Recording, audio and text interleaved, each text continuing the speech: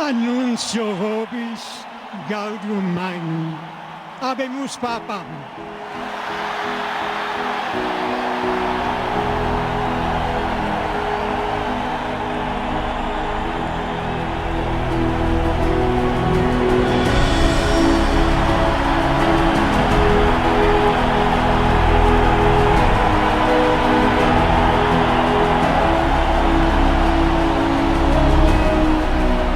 Voi sapete che il dovere del conclave era di dare un vescovo a Roma.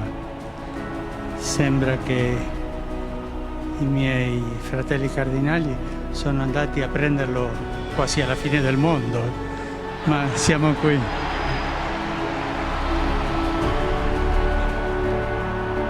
Una iglesia que no se va a quedar quieta, una iglesia no estática. Podemos estar seguros que esa va a ser la iglesia del Papa Francisco. Eso lo ha distinguido siempre a Bergoglio. Un gran jesuita, un hombre de una excelente formación y sobre todo es un hombre de acción. Si leemos los escritos del Papa Francisco, vamos a ver siempre esa preocupación de ir a las fronteras de la pobreza, de la exclusión, de los que están más alejados de Dios. Él siempre fue una persona que tuvo mucho coraje y mucha valentía para plantearse frente a los poderosos y decir lo que pensaba. La voz de los que no tenían voz era el cardenal Bergoglio. Un hombre, una especie de santo del desierto y un gran gestor brillante, una mezcla que normalmente no es tan común que se dé las dos cosas, ¿no? El Papa Francisco, cuya vida ha sido ejemplar, es precisamente la persona que requiere la nueva evangelización. Se ha convertido en un modelo para los millones de católicos en todo el mundo.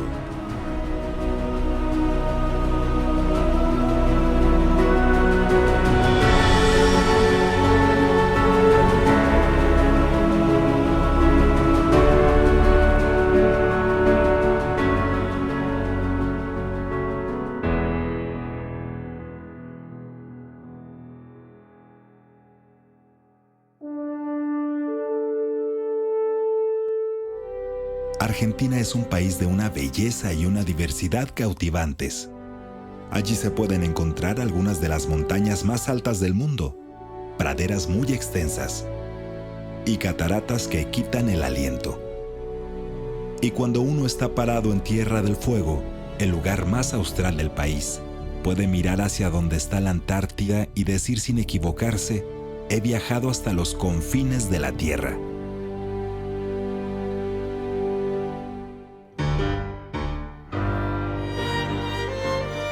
Pero el corazón cultural de Argentina es Buenos Aires, conocida como la París de Sudamérica.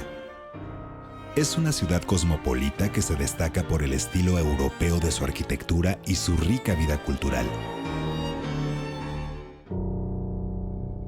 Pero también es una ciudad de contrastes marcados, donde la pobreza y la delincuencia consumen a barrios enteros.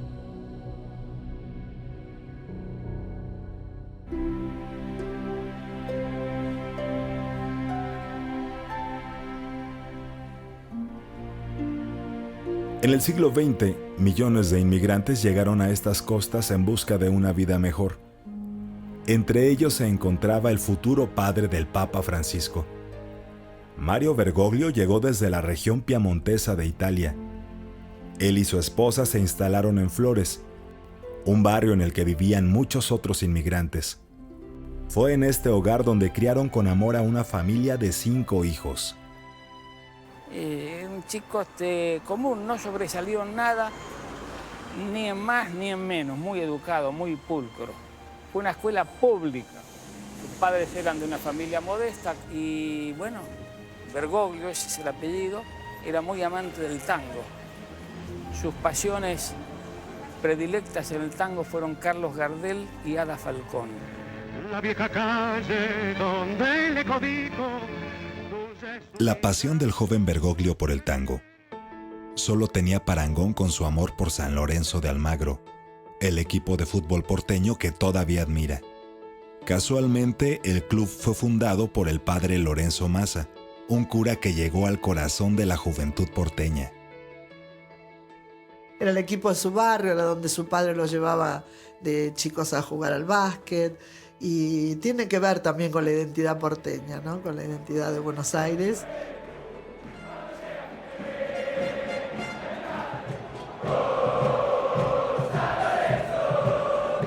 Al joven Jorge le gustaba el fútbol, el tango y pasar el tiempo con sus amigos. También tenía una novia con la que le gustaba pasar el tiempo. Pero una tarde, inesperadamente, descubrió las semillas de la vocación religiosa exactamente aquí, la Basílica de San José de Flores. Sintió que Dios iba a la búsqueda de él, ¿no? Fue un momento. Cuenta que él iba a ir salir a una excursión con sus amigos. Antes de eso va a una iglesia y se confiesa, y en ese momento, con un sacerdote de mucha espiritualidad, en ese momento siente tan fuerte la vocación que no sale con sus amigos, porque ya no, como que su vida había hecho un cambio. Dopo la confessione ho sentito che qualcosa era cambiata. Io non ero lo stesso, avevo sentito proprio come una voce, una chiamata. Ero convinto che io dovevo diventare sacerdote. Cuando sintió la llamada hacia el sacerdocio, Bergoglio estaba graduándose de técnico químico. Poco después entró en la Compañía de Jesús. Su convicción como un joven seminarista jesuita se fortalecería cuando su vida se vio amenazada por una neumonía que le provocó la pérdida de parte de uno de sus pulmones. Cuando estuvo a punto de morir ya era seminarista, ya había empezado. Y ahí cuenta una cosa muy linda, dice que tuvo un sufrimiento muy grande. Realmente tocó el fondo del sufrimiento, y que todo el mundo le decía, no te preocupes, ya va a pasar. Eran frases que no me servía para nada. Lo que sí me sirvió, vino una monja a visitarme y le dijo, estás imitando a Jesús. Y eso, el sufrimiento de Jesús, eso sí le sirvió para aplacar el dolor. Y su momento de vocación, sí, lo cuenta como una cosa muy fuerte, muy importante.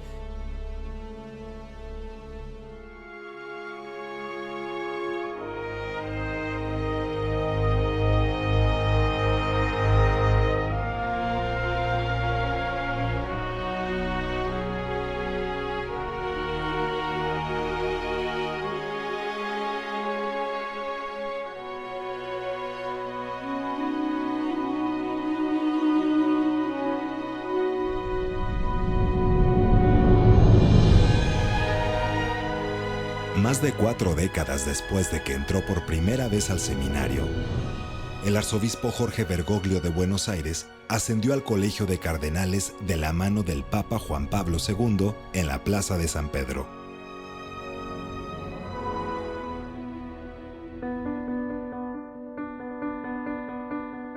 ...2001... La economía de Argentina estaba en crisis. Devaluación, altos niveles de desempleo, un gobierno derrocado, disturbios en las calles. Para el cardenal Bergoglio, su tarea era simple: proteger a los inocentes y reconfortar a los que sufrían. Pedimos ser custodios de nuestros hermanos que están pasando por momentos difíciles y no tienen qué comer, son desalojados, no tienen techo, los hermanos que están solos. Hacer la paz es hacernos cargo de esos hermanos. Cuando ya olvidamos a los hermanos que están sufriendo, ya sembramos una semilla de violencia. Bergoglio siempre decía que los pobres y la gente que queda en la calle, él decía al costado del camino, se vuelve invisible. Y Bergoglio siempre le dolía: terminamos no viéndolos, forman parte de un paisaje ignoto. Entonces él se preocupaba porque abriéramos los ojos para tenerlos en cuenta.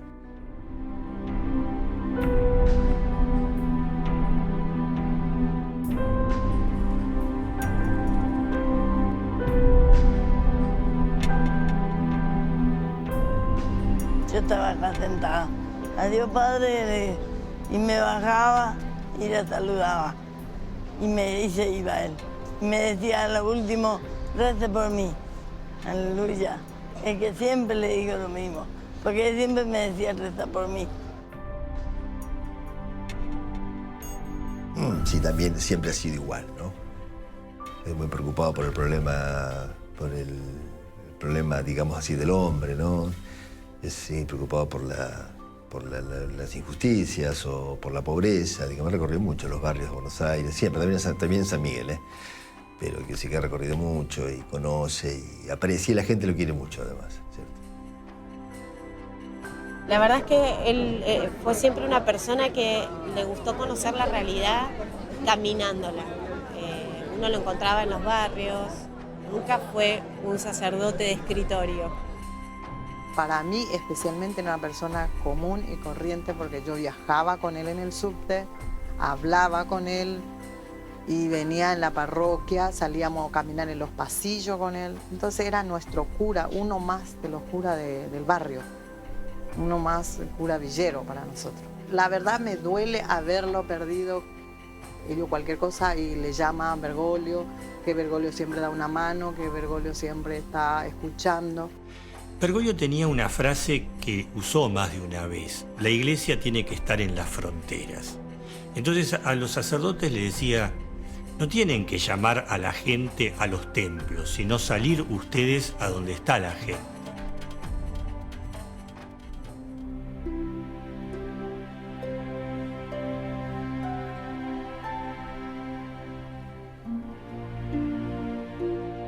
Bergoglio fue criado por su abuela materna. El gran amor que le tuvo influyó notablemente en su preocupación por el cuidado de los ancianos y los moribundos. La abuela lo ha marcado muchísimo y él tiene una gran admiración, un gran cuidado para los ancianos. Siempre dice que la sociedad no debe descartarlos, debe cuidarlos, atenderlos. Tiene una fuerte preocupación. En una sociedad egoísta, siempre a los mayores se los trata de tener guardados, porque o molestan, o están achacados, o están enfermos, o en la misa. Yo quisiera decirles que es una injusticia llamar a los mayores clase pasiva. La coherencia de sus valores católicos es intachable. Su defensa de los pobres, los que aún no han nacido, y la santidad del matrimonio despertó la ira de las élites políticas argentinas. El Papa Francisco tiene un gran problema con la estructura de los gobiernos, sobre todo con el de Argentina, que tiene cierto espíritu empresarial. Allí los dirigentes viven muy ostentosamente, mientras los pobres sufren de la miseria y de una gran exclusión. El cardenal Bergoglio se oponía precisamente a eso. Cuando Néstor y Cristina Kirchner promovieron la legalización del matrimonio entre personas del mismo sexo en Argentina, Bergoglio se opuso y señaló que todos los niños merecen una madre y un padre. La presidenta Cristina Kirchner se enfureció ante su oposición a la ley y lo injurió, acusándolo de llevar a cabo una inquisición moderna. Pero así sea por razones sociales y morales, Bergoglio defendió con consistencia la posición católica y su vínculo con la vida de los argentinos. Cuando se observa la vida del Papa Francisco, queda claro que él encarna la fe cristiana con un gran respeto y piedad por los seres humanos, pues no ve distinción alguna entre la justicia social y los problemas sociales. Ve una unidad en todos esos problemas. A él le interesaba la situación social de los pobres, de los ancianos, de los niños. Esa era su gran preocupación, que a veces se interpretaba distinto, era cosa de los periodistas. En primer lugar, que él nunca intervino en política, eso es verdad. Que los periodistas interpretaran que él hacía alusiones a la política, eso es otra cosa. A la incertidumbre de un país dañado por privilegios, por los que utilizan el poder en su provecho, por quienes exigen sacrificios incalculables escondidos en sus burbujas de abundancia, mientras evaden su responsabilidad social y lavan las riquezas que el esfuerzo de todos produce. El cardenal Bergoglio señaló que sus fuertes homilías no eran expresiones políticas, sino un mensaje para todos sobre la necesidad de una moral en la vida cotidiana, pero la prensa y algunos políticos lo tomaron como una afrenta personal. El presidente Néstor Kirchner salió de la iglesia y anunció que Bergoglio era el líder de la oposición. Había mucho resentimiento. Fue una oportunidad para conspirar y hacer circular el rumor de que en la década de los 70 Bergoglio había sido un colaborador de la dictadura militar. El periodista liberal Horacio Verbitsky, exguerrillero de izquierda, acusó a Bergoglio de ser cómplice en el secuestro de 2 curas jesuitas durante los tiempos violentos de la infame Guerra Sucia Argentina. Por mucho tiempo ha existido una vendetta política en Argentina entre la gente de izquierda que perdió la Guerra Sucia y no pudo convertir a Argentina en un país comunista, y la gente de derecha que peleó en su contra. Y el padre Bergoglio estaba justo en medio de esto. Y ya que él no se alió con las guerrillas durante la guerra, ellos guardan un marcado resentimiento en su contra. Lo cierto es que esas hipótesis se volvieron siempre una política en contra de Bergoglio, apoyada por el gobierno de Néstor y de Cristina Kirchner, quienes siempre vieron en Bergoglio un enemigo político. Horacio Verbitsky participó en las guerrillas. Es uno de los directivos de un diario llamado Página 12. Los argentinos se ríen del periódico, dicen que es oficialista, porque sigue la línea del gobierno. Creo que simplemente Verbitsky vio la oportunidad de infligir un daño a la iglesia. Para entender las acusaciones, debemos seguir la vida del Papa Francisco. El 22 de abril de 1973, Bergoglio tomó sus últimos votos como jesuita. Se había pasado más de 15 años trabajando en su formación. Durante estos años fue testigo del histórico ascenso y la caída de Juan y Eva Perón y aprendió bien sobre la fugacidad del poder político. A pesar de que solo tenía 36 años, sus colegas jesuitas estaban tan impresionados con él que lo nombraron provincial de toda la Argentina. Pero el joven cura enfrentaba grandes desafíos.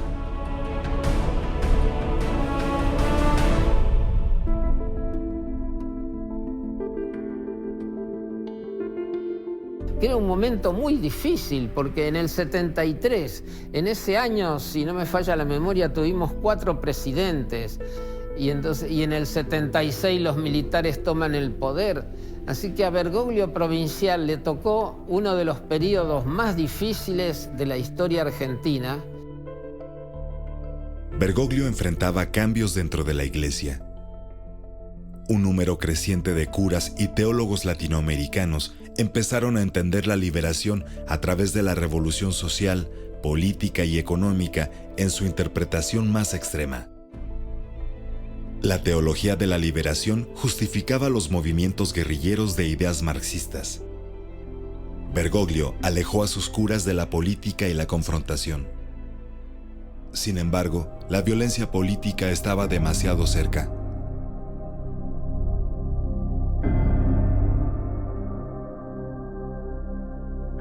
La nueva dictadura militar del general Videla se oponía a los grupos guerrilleros marxistas y a los sindicatos. La Junta se dispuso a eliminar despiadadamente a sus enemigos. La violencia que siguió se conoce como la Guerra Sucia que desgarró al país. Horacio Verbitsky aseguró que Bergoglio hizo oídos sordos ante el secuestro de 2 jesuitas en 1976 porque no estaba de acuerdo con su compromiso político.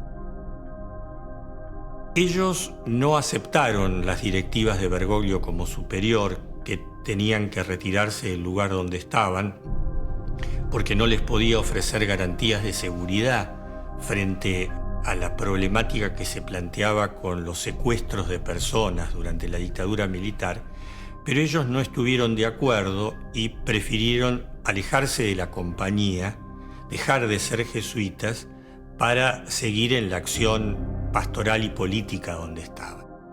Al poco tiempo ellos son secuestrados por las fuerzas militares y son apresados y torturados. Bergoglio hizo que el capellán del dictador dijera que estaba enfermo para que él mismo pudiera ir a ver al dictador y pedirle que liberara a esos jesuitas. Uno de los padres secuestrados, el padre Francisco Jalix, negó las acusaciones diciendo: el hecho es que Orlando Iorio y yo no fuimos denunciados por el padre Bergoglio.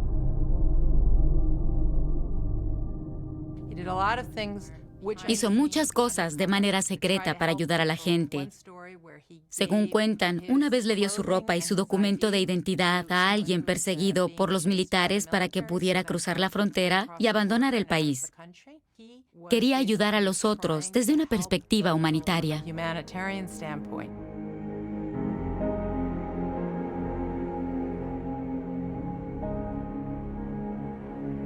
Sus años como provincial de los jesuitas y luego como rector de teología y filosofía en el Colegio Máximo de San José revelarían la personalidad y la capacidad de liderazgo del futuro papa. Parece que si hay un tema que en él viene subrayado es la misericordia. Bergoglio es capaz de perdonar lo que uno mismo quizás no perdonaría. Un hombre espiritual, un hombre de mucha oración. Nosotros nos levantábamos a las 6:30, 7 para ir a misa. A esa altura Bergoglio ya había rezado y ya le había lavado la sábana y las toallas a 150 jesuitas en lavarropa, ¿no? Pero ya lo había metido, lo había sacado, lo había colgado y nosotros recién empezábamos a intentar ponernos de pie, diríamos así.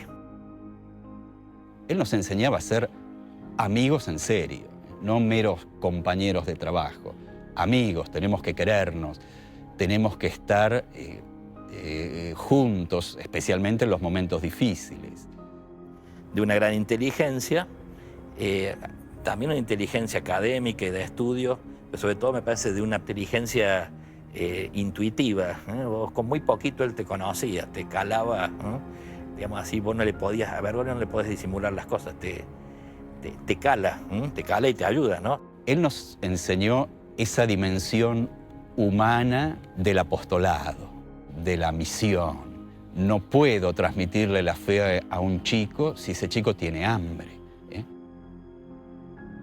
Haciendo ejercicio espiritual, el cuarto día me llamó y me dijo: vos estás muy cómodo rezando, comiendo, durmiendo, y en la puerta hay una mujer con 4 hijos que no tienen techo, así que deja el retiro, conseguile techo, cuando ya tenga casa volvé de nuevo a rezar. Allí volvimos una vez que cumplimos la misión, digamos así, misión en la cual él intervenía directamente porque ayudaba, ¿no? Sabía ayudar y a veces sabía qué puertas golpear para que lo ayuden, ¿no? En 1986, Bergoglio viajó a Alemania para profundizar sus estudios teológicos. Cuando regresó a Argentina, fue enviado a Córdoba, donde sirvió con humildad a la comunidad jesuita como confesor y director espiritual. Nadie pensaba que Bergoglio ocuparía un lugar importante en la iglesia. Pero su humildad llamó la atención del cardenal Antonio Corracino de Buenos Aires. En 1992 lo nombró obispo auxiliar. 5 años después, Bergoglio sería arzobispo y líder espiritual de la ciudad que amaba.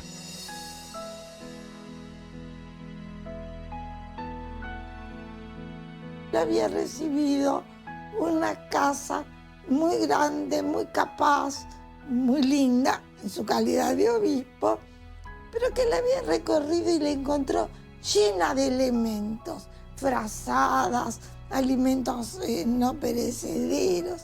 Entonces, ¿qué hizo? Salía con las mantas, los elementos y los iba repartiendo. El Señor viene a inaugurar su reino. Con su humildad y mansedumbre nos desinstala de todo sueño cómodo de poder y vanidad eclesiásticos y nos invita a volvernos disponibles a estar al servicio de los demás. Y era el arzobispo de Buenos Aires, la máxima autoridad de la Iglesia argentina. Y el primer impacto fue que él atendió personalmente al teléfono, sin secretarias. Eso fue un impacto, dijimos, pero a tal punto que los colegas extranjeros me preguntaban: ¿pero estás segura que es el cardenal? ¿No será un asistente? Todos lo hemos encontrado por las calles de Buenos Aires. Yo lo encontré en el subterráneo, en el metro, más de una vez, y intercambiamos unas conversaciones. Era un hombre que nunca tuvo automóvil cuando fue arzobispo, y nunca aceptó que se lo llevara en taxi o en coche a ningún lado, porque él decía, los medios públicos a mí me permiten encontrarme con la gente y entender lo que la gente está viviendo.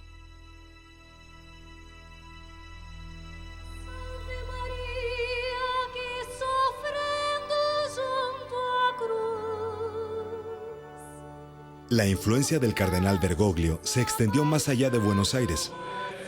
Cuando Benedicto XVI fue a Aparecida, Brasil, Bergoglio estuvo a cargo de redactar uno de los documentos más importantes de la Iglesia en el Nuevo Mundo. Yo tuve el gran gusto de conocerlo en Aparecida, Brasil, cuando hubo la reunión del CELAM.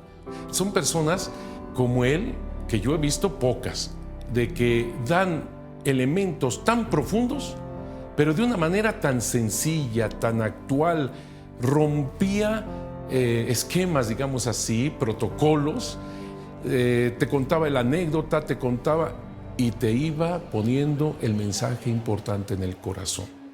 Pero su trabajo pastoral en Buenos Aires fue aún mucho más poderoso que sus palabras. Que para él el centro de Buenos Aires no era la Plaza de Mayo, donde estaba o reside el poder, sino más bien la periferia de la ciudad.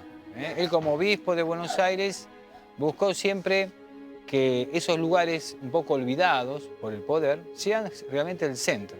Eso no solamente ayudó a que la gente de estos barrios viva mejor, sino también a que el resto de la ciudad de Buenos Aires mire a estos barrios de otra manera. Yo le digo, ¿por qué venís a la villa? Son esas preguntas que yo siempre le hago. ¿Para qué venís a la villa? ¿Por qué venís a la villa? Y él decía que le gusta tener a los pobres cerca, porque los pobres le ofrece el corazón. En su labor para revitalizar la Villa 21, un barrio marginal en donde los taxis no se atreven a entrar y la policía tampoco se anima, el padre Di Paola, que trabajaba allí para Bergoglio, fue amenazado por la mafia de la droga. Entonces fui el otro día y dije, mire, carnal, me han amenazado de muerte. Y creo que puede ser serio. Bueno, entonces él se agarró la cabeza, me acuerdo que se sentó, y me acuerdo la frase primera que le salió fue decirme, la verdad que le voy a pedir a Dios que si tiene que pasar algo, me pase a mí y no a vos, me dijo. De inmediato, Bergoglio se aseguró de que todo el mundo conociera la labor de Di Paola, haciendo públicas las amenazas. El respaldo público salvó la vida de Di Paola. Así que realmente fueron momentos difíciles, pero uno nunca se sintió solo, porque los amigos, la gente de la villa, la gente también de otros lados, la gente de la sociedad en general y sobre todo el obispo, estaba al lado de uno. Fui viendo desde adentro. La arquidiócesis de Buenos Aires, una arquidiócesis muy compleja, muy grande, como toda ciudad, apoyó un montón de cosas que otros sacerdotes y otras pastorales hicieron en la cárcel, con los chicos de la calle, con un montón de iniciativas, adquirieron una dinámica bastante fuerte en la arquidiócesis. Eso lo ha distinguido siempre a Bergoglio. Yo nunca lo definiría como un intelectual, es un hombre de acción. No es un hombre al que le preocupe la cultura como algo académico. Curiosamente, respetaba mucho ese trabajo, pero no era su prioridad. Su prioridad era la acción social. En esta ciudad se explota a trabajadores en talleres clandestinos. En esta ciudad se rapta a las mujeres y a las chicas. Y se las somete al uso y al abuso de su cuerpo. Se las destruye en su dignidad. No gastemos nuestra ternura en cuidar y atender mascotas, dejando de lado el hambre de los chicos. Pero todos tenemos que luchar por nuestros valores y por defender el hogar, por defender la vida, por defender los valores cristianos, por defender nuestros chicos, por defender a los chicos que están por venir, por defender a nuestros ancianos, por defender a nuestros enfermos. Hoy yo he venido acá para dar un signo de que tenemos que luchar para defender y acompañar a nuestros enfermos. Alguien me preguntó cuál sería la cualidad más destacable. Es difícil, pero una es la sensibilidad. Estar atento al otro, estar sensible, escuchar lo que necesita el otro. Él trabajó mucho en las cárceles, no se sabía mucho. Iba mucho a los hospitales, iba a los hogares de ancianos. Entonces hacia un acercamiento al que lo necesita.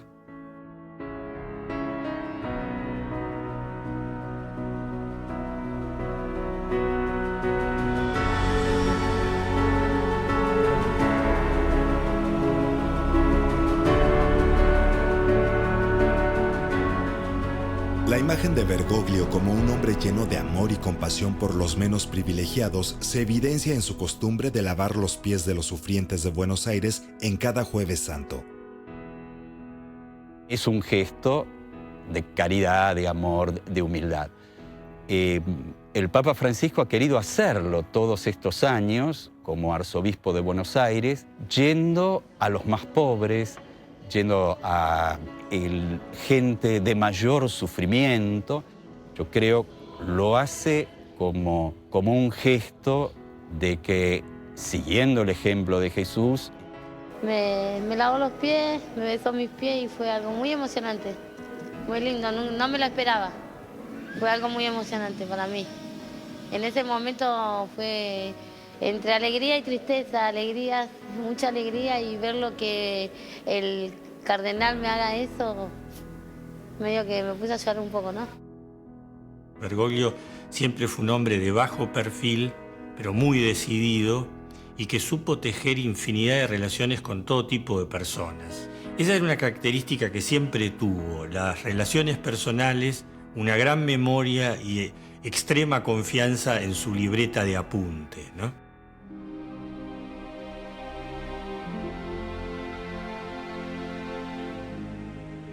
Bueno, una vez preguntó lo que es muy común acá en Argentina, y especialmente en Buenos Aires, ¿de qué equipo sos? O sea, simpatizante de quién eres. Entonces, el de San Lorenzo, y yo dije de River. Bueno, cuando River no iba tan bien y San Lorenzo iba bien, comenzaron algunas chanzas por parte de él, y vi, bueno, aquí hay un hombre distinto, un hombre que se trata de acercar al prójimo, un hombre con quien podemos empezar a caminar, sentir lentamente una senda de acercamiento profundo. De las reuniones privadas entre Bergoglio y el rabino Skorka surgió el exitoso libro Sobre el cielo y la tierra que ambos coescribieron.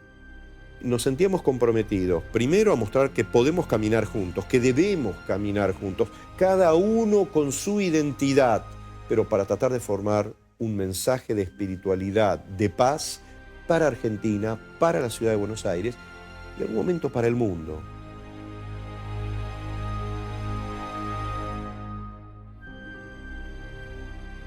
Renunziare iter da die 28 febbraio bis millesimo 13 hora 20 sedes Rome sede Sancti Petri vacet et conclave ad elicendum novum sum pontificem episcopus competit convocandum esse.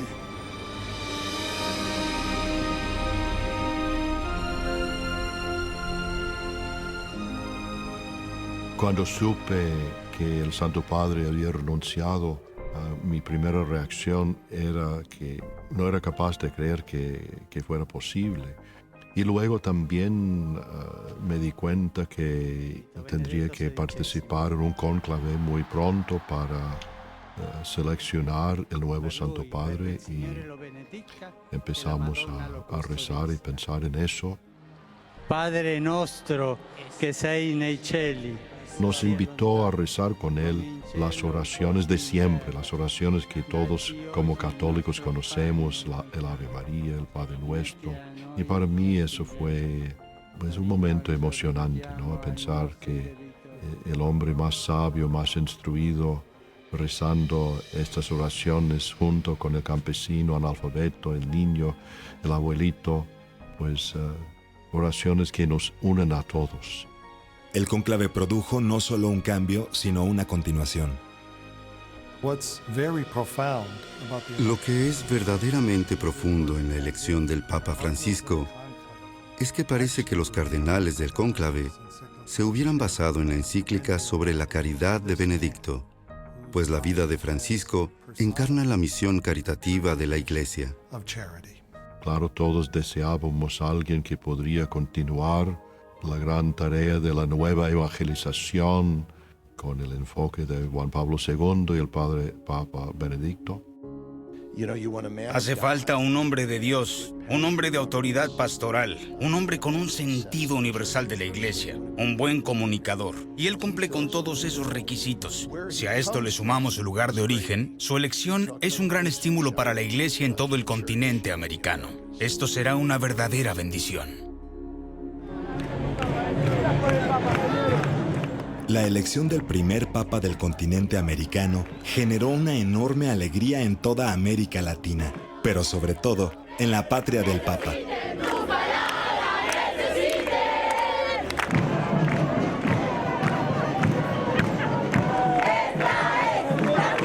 la verdad que es una inmensa alegría que tengamos un papa argentino, un papa latinoamericano, el primero en la historia. Y la verdad es un orgullo para uno ser joven y vivir este momento junto a nuestros amigos y con toda la iglesia también. Una felicidad inexplicable, una emoción está en la Plaza de Mayo que no hay palabras, hay que vivirlo. Ya estoy feliz porque es un hombre capaz, inteligente, humilde, con muchas ganas de poder transformar la iglesia. Fue muy emotivo, y veía esa cara y de repente la imagen vestido de blanco. Me llamó por teléfono de Roma y me dice, mire, no me dejaron salir de Roma. Llegué aquí, me agarraron y no me dejaron volver. Lo primero que sentí junto con la alegría fue la tristeza de decir, lo hemos perdido. Ahora es de todo el mundo, pero sin duda de una gran alegría. Hizo la providencia que hizo que saliese elegido uno de aquí, de esta tierra, que tanto queremos. Entonces, nos ha despertado esos sentimientos de fervor religioso.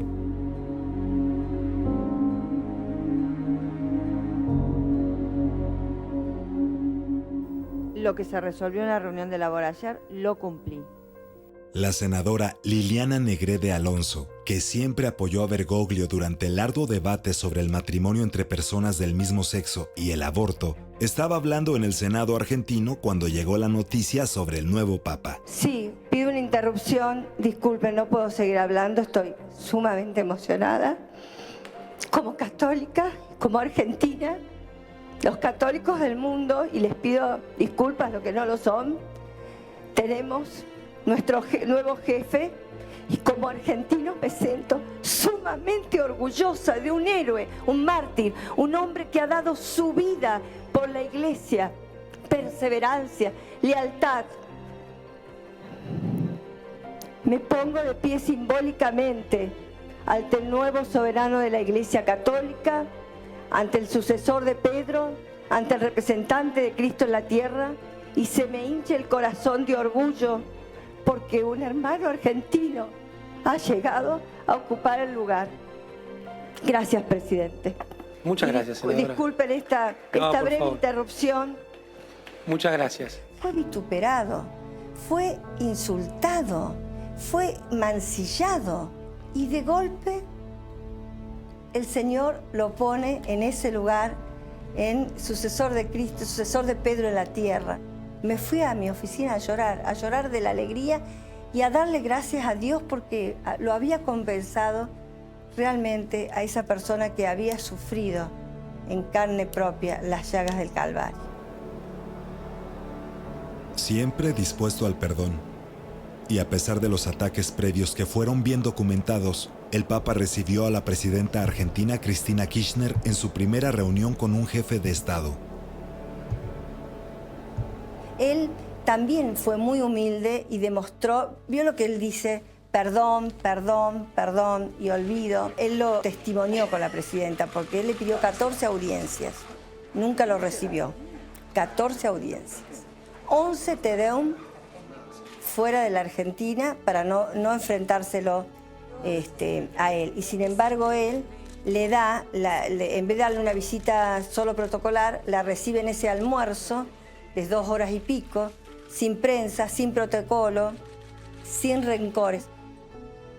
El entusiasmo fue mayor en aquellos por los que Francisco sentía más afecto. Sobresalté en la cama, me puse a llorar como una Magdalena.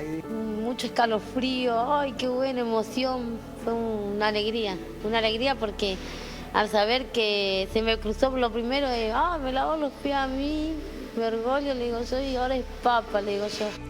Y bueno, ya está, ya hay una alegría grande, tiene una sensación de que este es el Papa de las villas, así lo nombran, así nos regalaron ahí un cartel en la capilla nuestra, nos trajeron de la Villa 21. La identificación de él con las villas, yo digo, hay una realidad, los sectores más populares en este momento están muy contentos de la elección de Francisco.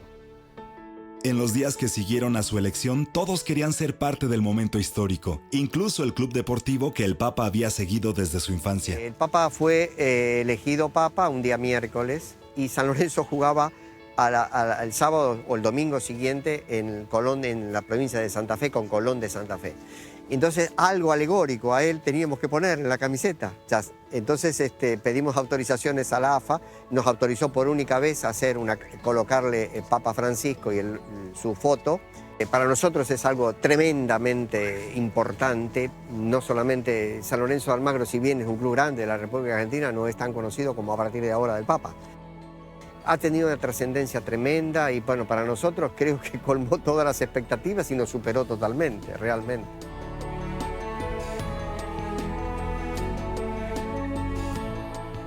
En América Latina se vivía también momentos complicados y el hecho de que también tengamos estas grandes cualidades, estos grandes valores como esta frescura de la evangelización, todavía de tener tan fuertemente la cuestión de la familia, las raíces culturales, pueblos ancestrales y con todo este cúmulo de riqueza cultural, religiosa, y ahora hacerlo extensiva a nivel universal es un momento clave para el mundo entero.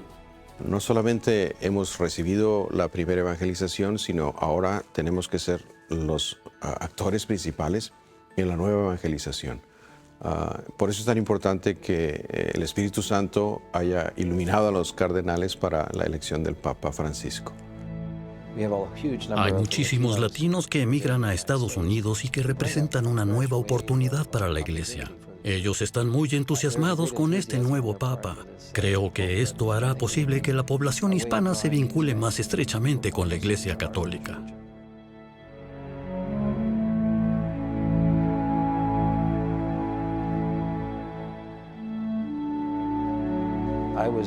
Me dejó impresionado su voluntad de no dejarse influenciar por su nuevo puesto y por seguir siendo él mismo, pero al servicio del papado.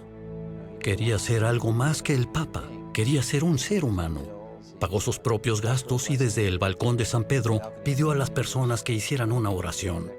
Espero que siga ejerciendo su individualidad mientras sea Papa. Este Papa es alguien que nos enseña con la forma en la que lleva su vida y con el lenguaje que usa para dirigirse a las personas comunes y corrientes. Colegio Máximo, buenas tardes. Él dijo, hola, habla Jorge. Cuando me dijo Jorge, yo le dije, ¿el Papa? Y él me dijo, sí. ¿Cómo me conoció la voz? Y le digo, ¿cómo no le voy a conocer la voz? ¿No? Re humilde él. Y bueno, él dice, lo llamo el Papa, muy sorprendida. Y bueno, pásemelo. Y bueno, le dice feliz cumpleaños. Y bueno, digo, ¿qué tal Jorge? Bueno, Francisco le dije ahora. Pero ya sé que le gusta que lo llamen Jorge, como siempre. Por lo tanto, muy cercano con muchas personas que se acuerdan del día del cumpleaños. Y sí, también, aún siendo Papa, se acordó que ese año cumplía años yo. Ha salido algo que él lo ha vivido desde siempre, ¿no? Esa alegría de estar con la gente. Yo creo que él ahora entiende que su ministerio petrino es para la gente. En los días que siguieron a su elección, el mundo se preguntaba qué podía esperar de este papa simple y humilde. Esta es la gran pregunta a la que no considero tener la suficiente autoridad, así que me tengo que remitir a las palabras de él. Una iglesia que no se va a quedar quieta, una iglesia no estática. Podemos estar seguros que esa va a ser la iglesia del Papa Francisco. Está esa frase, creo que lo he dicho ya, la persona que se queda en un cuarto encerrado se asfixia. Él habla de una iglesia no autorreferencial, de una iglesia que sale al encuentro de la gente. Él quiere una iglesia santa, o al menos con un gran esfuerzo de virtud. Y esa virtud tiene que demostrarse particularmente en la pobreza. Por eso la elección del nombre de Francisco.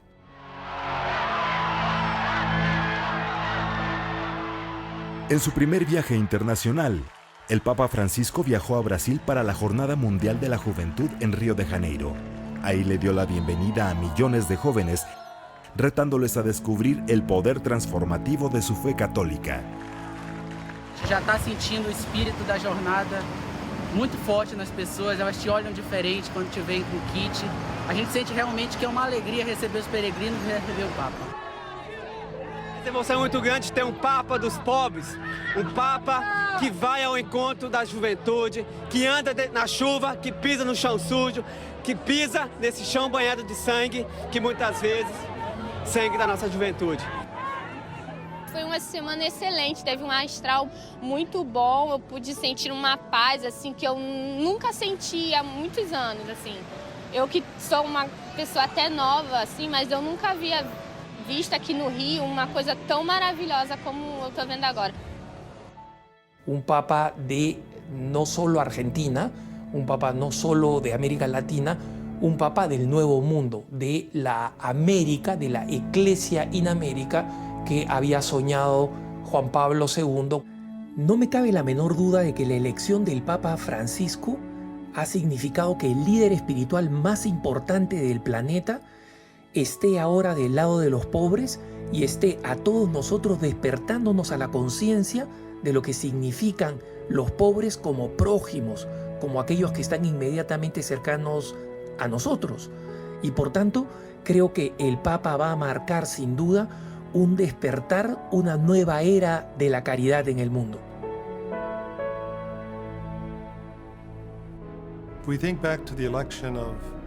Si revisamos la elección del Papa Juan Pablo II en la década del 70, veremos que generó un renacimiento del cristianismo detrás de la cortina de hierro. Hoy, el gran desafío es cómo encaramos la nueva globalización de la Iglesia en un mundo en el que una vasta mayoría de los católicos, hoy en día, viven en la pobreza. Ahora, con la elección del primer Papa del hemisferio occidental, es posible que el Papa Francisco haga por el hemisferio occidental lo mismo que Juan Pablo II hizo por Europa y el bloque sovietico.